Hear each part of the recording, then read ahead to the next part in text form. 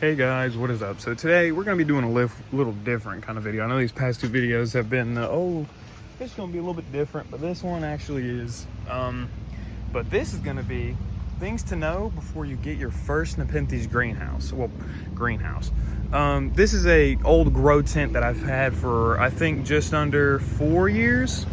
This greenhouse, it's done me well. I'll say that. It's done me pretty well. It's still holding up. It just has maybe a week left and then it's gonna retire. Not the pipes, but the greenhouse will.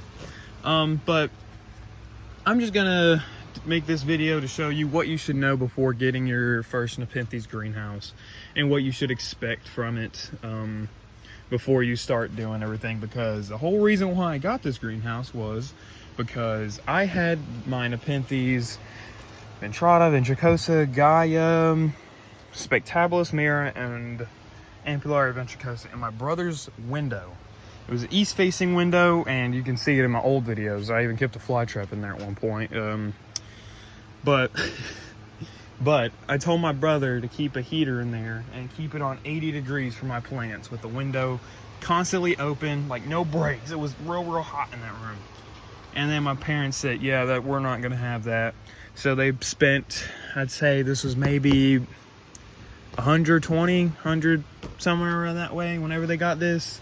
But it's done me pretty well. It's not a too bad. It's not a bad start. That's what I would say. If you're just getting started, I wouldn't invest in like a holy crap, like red leaf exotics type of greenhouse, but that would be cool. But here's some things I believe you should know before getting a greenhouse like this one. The first thing, the biggest problem you're gonna face is temperature control. That's with most greenhouses and all that.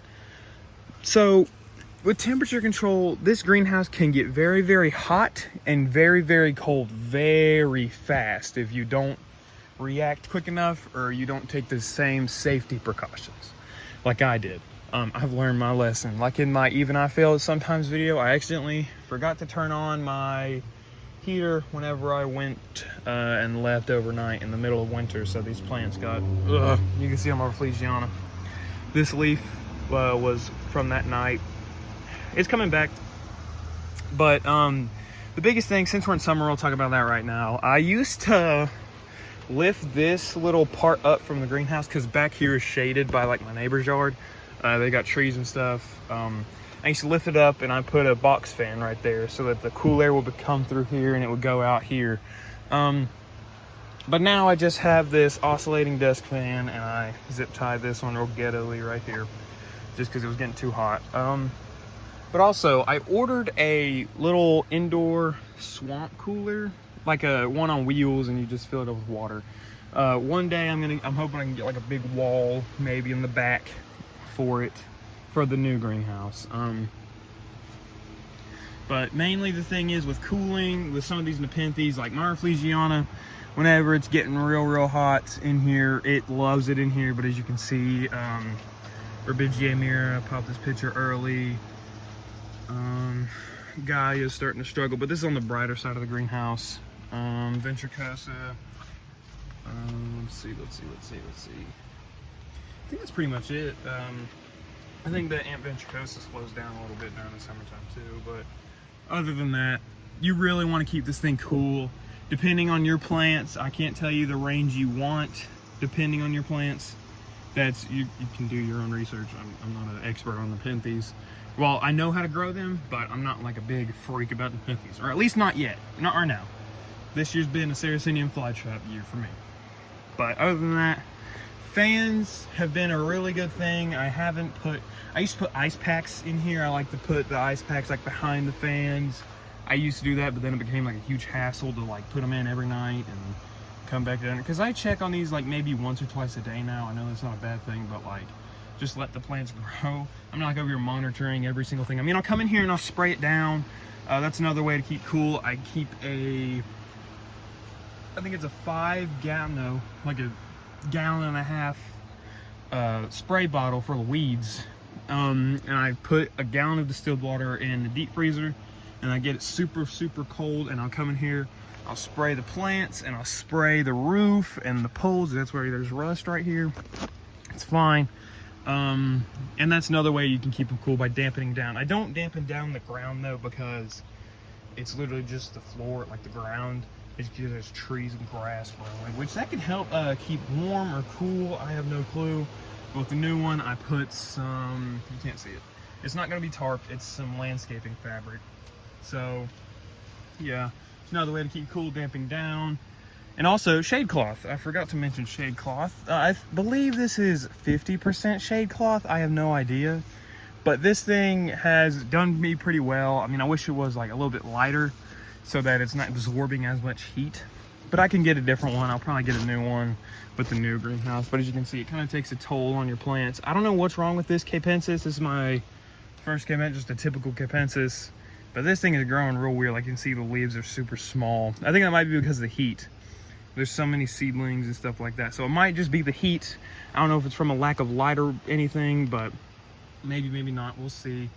I used to just keep curtains up here. I'd put curtains on the top, and that was such a hassle every year. Just get a good shade cloth. I think this is like 20 bucks on Amazon. It's like 10 feet long, and I think about 4 feet, because it goes from here and then down to this shelf, like right there.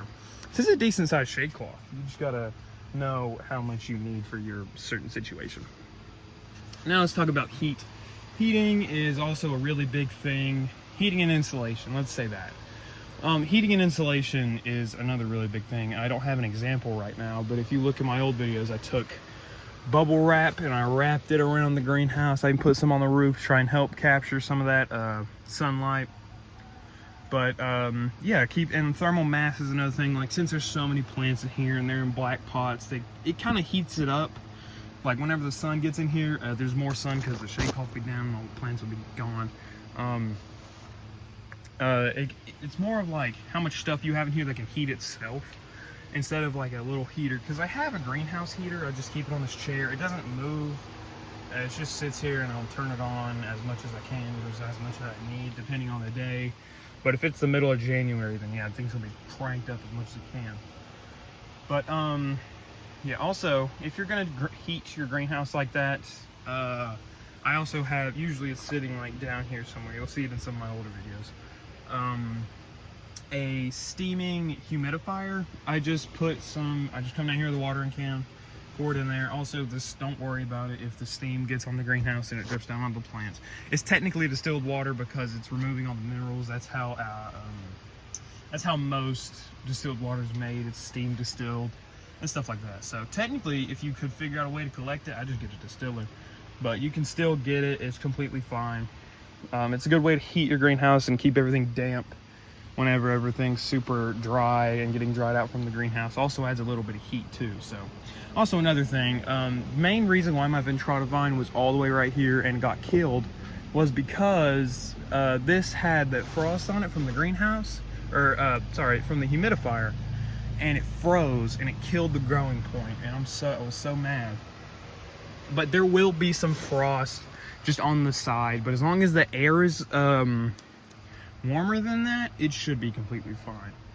Also, usually down here where there's no grass during the winter time, down here there'd be a lot of water, and it'd be like completely frozen. Like a bunch of water would be frozen down here. I'm gonna keep some Sarracenia down here during the winter time, just so they can photosynthesize instead of being in the dark garage this year. So let's see if they'll do better. But yeah, just a little bit of frost. As long as it's above, I'd say 50 degrees in here, you're completely fine, depending on the plants. I think Hamada could be fine, or some other Highlanders could be fine with that. But yeah, let me think if there's anything else I want to talk about, because there's probably so much stuff I'm missing.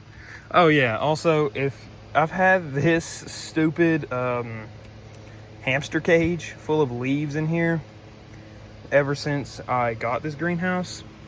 So I did this because I thought I could make compost in like a week maybe, but I found out whenever I was researching about it that it can take like months and a really long time, and you should do it during the summertime. But I thought that maybe I could make compost, and I literally got leaves in a cage and just threw it right here. I mean, it's helped with mass, like keeping stuff in here to stay warm. But still, it wasn't that bad of an idea. But I didn't have compost on standby, so that's why it didn't really work. But it helped just a tiny bit, I believe. But yeah, let's go over to the new greenhouse, or where it's gonna be. Over here. This is not, the tarp isn't going to be how big it's going to be. You see where that dip is, and over here where that big lump is, that's how big the greenhouse is going to be. But yeah, I'm hoping I'll learn a lot more from getting this greenhouse instead of just this. I mean, this greenhouse, it served me well. There's trees growing above it, but it served me well. 3 years, it's not bad, but for like 150 bucks. It's completely fine. Just a little different things. You just need to keep up with it and try and, main thing I would say, make sure it's on flat ground so you don't have to deal with this bull crap. But yeah, this is just a little crappy video I just decided to make. So yeah, this greenhouse has about a week left. Hopefully it'll stand up. Keep going, bud. I'll see you guys later. By the way, the frame for the new greenhouse, the frame of this greenhouse I'm still going to use, but I'm just going to be putting the tarp away or taking it down, because the new greenhouse does not have shelves in it. That's another downside, or an upside to this greenhouse. It has shelves built into it, so you don't have to get shelves or put everything on the ground for plants to climb and stuff like that. Whew, excuse me. But yeah, I'm just keeping the frame and taking the tarp down, but still going to be new greenhouse. So I'll see you guys later whenever that happens. I'll make a video on it, maybe. Hopefully next update you'll see the new greenhouse. See y'all.